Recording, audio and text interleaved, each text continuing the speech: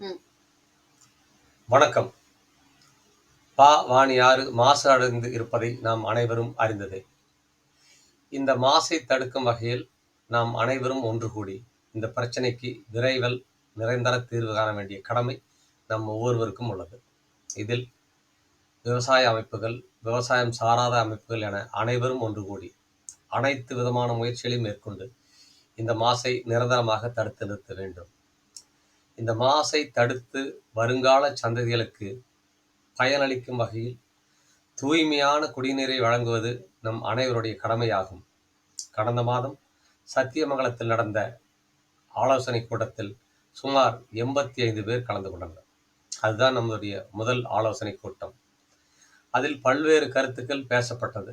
அதில் முக்கியமான ஒரு கருத்து, இந்த போராட்டத்தில் விவசாயிகளுடைய பங்களிப்பு என்ன என்பதுதான். பொதுமக்கள் தண்ணீரை குடிநீராக பயன்படுத்துகிறார்கள். ஆனால் விவசாய பெருமக்கள் குடிநீரோடு இணைந்து தங்களுடைய தொழிலுக்கும் பயன்படுத்துகிறோம். ஆகவே விவசாயிகளான நம்முடைய பங்களிப்பு இதில் கூடுதலாக இருக்க வேண்டும் என அங்கே சிலர் அழுத்தமாக குறிப்பிட்டார்கள். மேலும் மற்றவர்களை விட விவசாயிகள் கலந்து கொண்ட போராட்டங்கள் வீரியமிக்கதாகவும் வெற்றிகரமாகவும் கடந்த காலத்தில் அமைந்ததை அவர்கள் சுட்டிக்காட்டினார்கள்.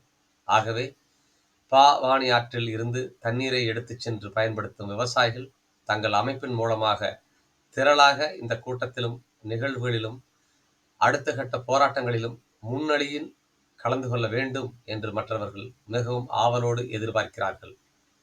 இதை விவசாயிகள் அனைவரும் கவனத்தில் கொள்ள வேண்டும்.